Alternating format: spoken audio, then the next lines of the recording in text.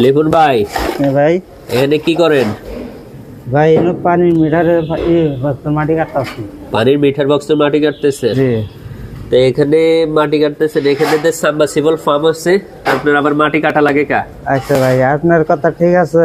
হ্যাঁ। এখানে ভবিষ্যতের মালিকের কাজে লাগতে পারে। হ্যাঁ, কিরে যেটা না, আমরা ভবিষ্যতের জন্য কইরা রাখতেছেন। এটা করে রাখতেছি যাতেছেন পরবর্তী মালিক যেন পানি নিছেন তুলতে পারে।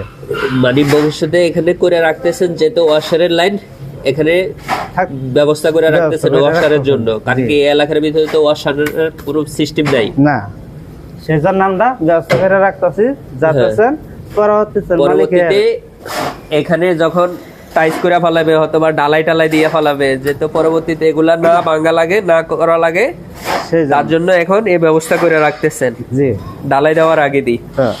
বুঝতে পারছি। তো কতখানি গভীর হবে? এই ব্যবসা 5 ফিট গভীরে।